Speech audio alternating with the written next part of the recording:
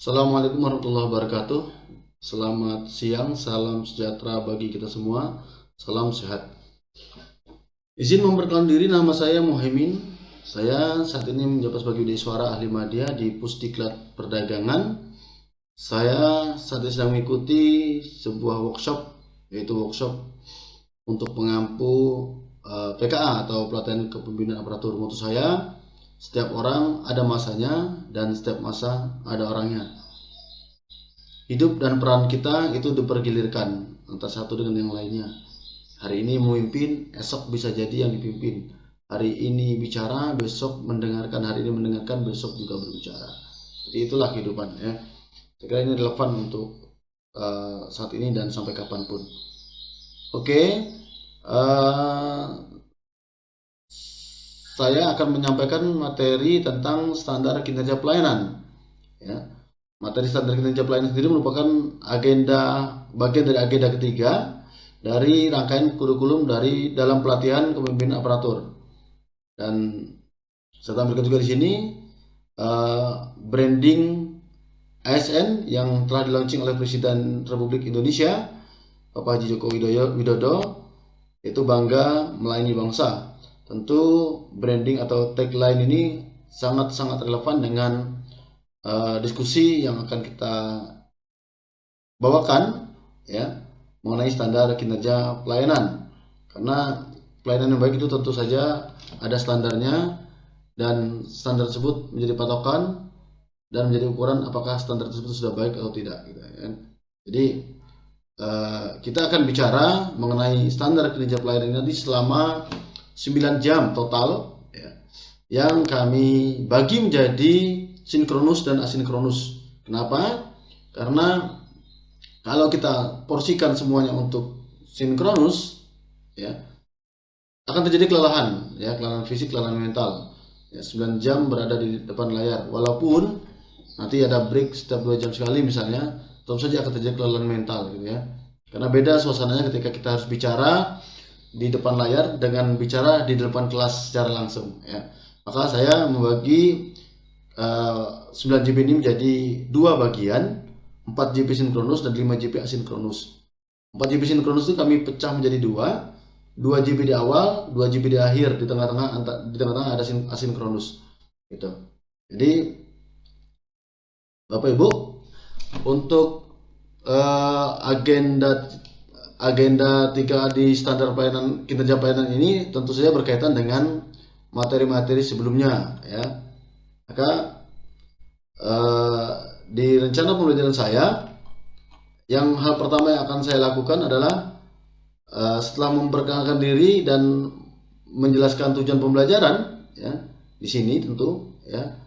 Nah, setelah saya memperkenalkan diri di sini, kemudian menjelaskan tujuan pembelajaran ya, dengan indikator hasil belajar dan hasil belajarnya ya, saya akan sedikit melakukan persepsi ya tentang materi-materi yang telah dipelajari peserta sebelumnya ya.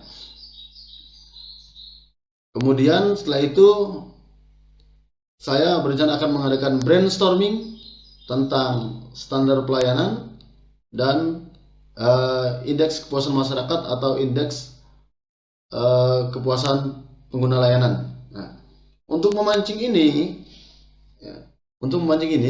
kami akan memutarkan 2 buah video, ya, 2 buah video dari YouTube yang direkomendasikan oleh fasilitator kami, ya, tentang 2 contoh pelayanan buruk, 1, ya, dan yang kedua adalah tentang 3 contoh pelayanan yang baik. Nah, 2 video ini diharapkan bisa memancing dan memantik diskusi tengah-tengah peserta berkaitan dengan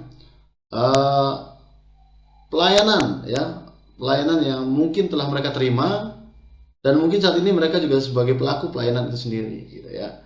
Jadi kita akan berdiskusi di sini tentang standar pelayanan, apakah mereka sudah memiliki standar pelayanan untuk setiap layanan yang mereka berikan, bagaimana dengan indeks kepuasan masyarakat atau indeks kepuasan pengguna layanan. Nah, hal seperti ini kalau kita sampaikan dengan ceramah ya, tentu tidak akan berlangsung mulus ya. Yang kita hadapi bagaimana adalah para pengampu kebijakan ya, para eselon 3, pejabat eselon 3, mantan pejabat eselon 3 yang menjadi fungsional, dan sebagian bahkan masih duduk sebagai pejabat eselon 3 gitu ya. Nah, maka metode yang akan saya gunakan di sini adalah metode brainstorming. Selain pemutaran video ya, dengan pemutaran video kemudian memancing mereka dengan pemutaran video, kemudian melakukan brainstorming ya. Nah, harapannya nanti terjadi diskusi ya selama 1 jam pelajaran lebih 30 menit ini ya. Kemudian kita juga akan membrainstorming peserta tentang bagaimana mereka mengelola sumber daya yang mereka miliki ya dalam peningkatan kualitas layanan. Ya, ini brainstorming ini kita hanya menggali pengalaman saja ya, pengalaman selama ini mereka lakukan ketika mungkin ada keluhan dari pelanggan, barangkali ada feedback dari masyarakat, atau barangkali mereka mendapatkan reward atau penghargaan atas kinerja layanan yang telah mereka lakukan. Karena kan mereka juga beberapa saya yakin pernah mendapatkan penghargaan berkaitan dengan kualitas layanan yang mereka berikan gitu kan. Oke, itu ini kami alokasikan waktu 1 jam 30 menit karena 10 menit telah dipakai untuk pendahuluan ya, perkenalan diri, pengenalan materi, dan tujuan pembelajaran ya. Lanjut kemudian ke sesi kedua. Sesi kedua kita akan bicara mengenai implementasi ya. Implementasi ya dari kinerja pelayanan itu sendiri ya. Berkaitan dengan efektivitas, efisiensi, standar pelayanan itu ya.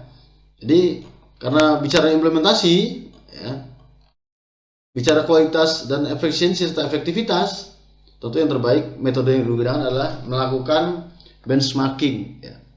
Baik hasilnya nanti lebih baik ataupun lebih buruk ya dari apa yang telah mereka peserta lakukan, semuanya mudah-mudahan akan membawa pembelajaran sendiri. Kalau misalnya yang tempat yang dikunjungi itu ternyata kualitas kinerja layanannya itu lebih baik ya, harapannya peserta bisa meniru ya, membawa nilai-nilai baik tersebut untuk diadopsi di unit tempat tugasnya. Tapi seandainya di lokus yang mereka data kunjungi secara virtual, tentu saja itu lebih buruk ya, tentu saja itu juga akan menjadi cambuk ya, menjadi kaca bagi mereka untuk tidak jatuh pada lubang yang sama seperti itu ya.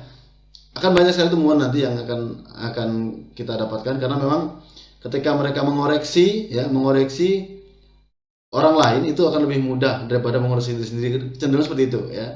Jadi di sesi ini kita akan meminta peserta melakukan jelajah virtual atau visitasi virtual, benchmarking terhadap standar pelayanan dan kinerja pelayanan di suatu unit atau organisasi tertentu. Kemudian meminta peserta mendiskusikan kelemahan, nah ini poin pentingnya, kelemahan standar pelayanan dan implementasinya dari lokus tersebut, dan tindakan manajemen dalam mengelola keluhan. Nah, ini mungkin bisa terjadi sharing di sini ya. Kemudian memberikan saran tindak lanjut. Ketika mereka mengoreksi ya bahasanya, ketika mereka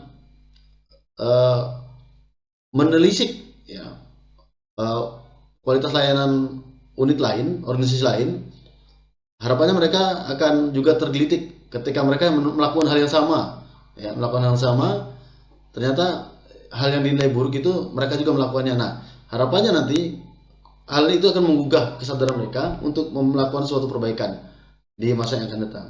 Nah, visitasi ini kemudian dilanjutkan dengan diskusi kelompok untuk mendapat sebuah konklusi ya, yang akan mereka presentasikan nanti ketika 2 jam berikutnya di sesi sinkronus ya.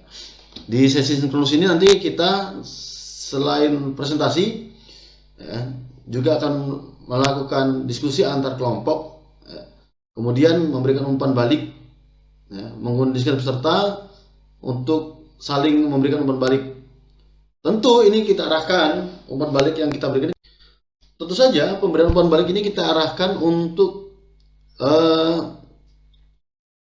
menjelajahi materi ketiga ya, pada materi pokok pengelolaan dan pemberdayaan sumber daya dalam peningkatan kinerja pelayanan. Nah, kita arahkan ke sini, walaupun pasti mereka sudah mengantongi ya, mengantongi oleh-oleh dari hasil visitasi virtual mereka, tapi kita perkuat di sini ya, tentang pengelolaan sumber daya manusia yang menangani pelayanan ya, sampai ke penanganan pengaduan nanti ya.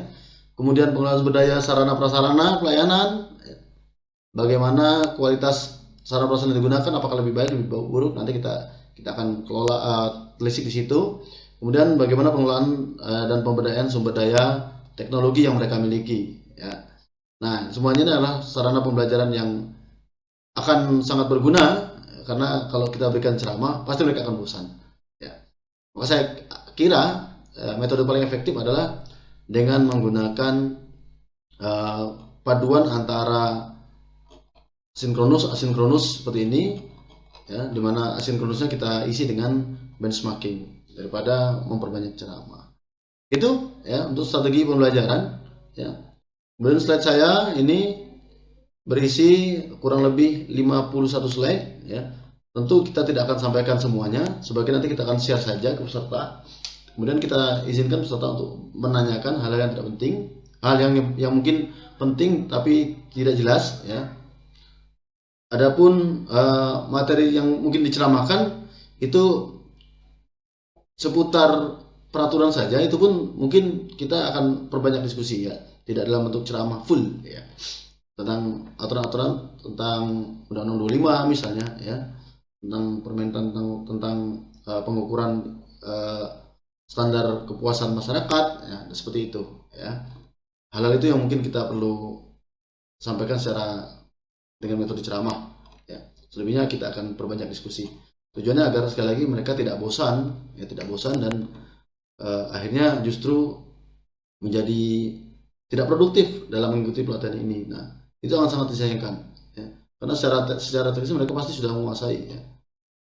Hanya mungkin ada beberapa hal berkaitan dengan peraturan barangkali yang harus kita ingatkan kembali. Mungkin itu ya. Karena kami menggunakan aplikasi gratisan, maka kami harus terputus 2 kali. Sekian, terima kasih. Assalamualaikum warahmatullahi wabarakatuh.